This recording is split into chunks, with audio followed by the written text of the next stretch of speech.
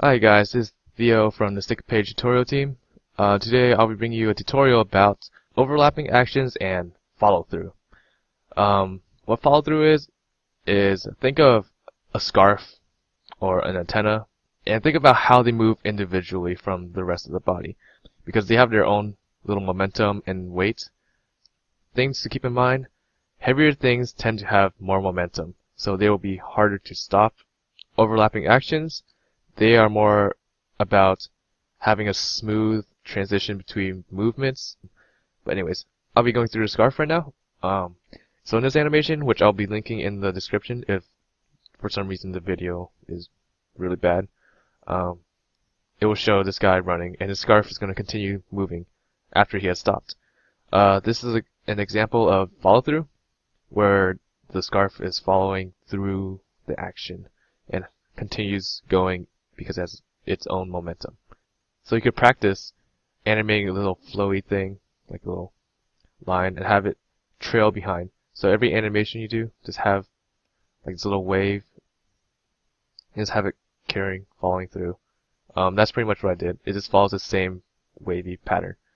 Anyways, once he stops, I gave the scarf a little movement afterwards, where it's continuing in the same direction, starting from the base, which is here, and it keeps on flowing, and just imagine like wind is just pushing it this way, and then, but since he stopped here, it's going to be anchored here, so the scarf's going to move, it's going to whip back and forth.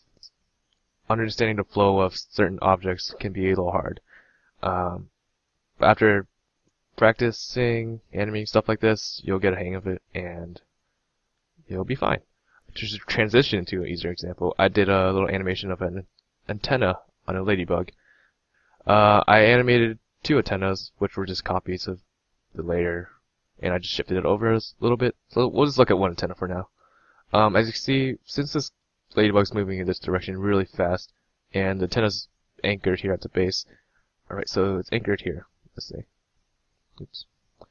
Alright, so as you can see, it pretty much follows that entire ladybug's head throughout this whole thing.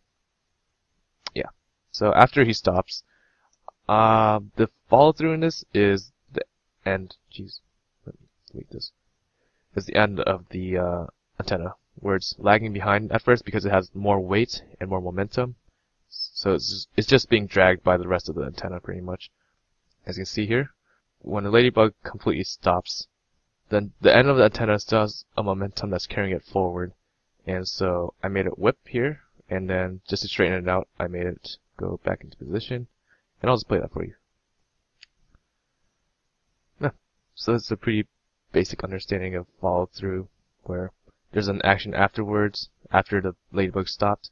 And there are a lot more difficult things to consider, such as body fat, just clothing in general. There's a really good animation that Supernova made, and I'll be linking that in the description box. Anyways, overlapping actions. So I animated here a guy running and stopping for some reason, and then jumping over a cliff. Now when he stops, he loses a lot of momentum. There's no transition into a jump.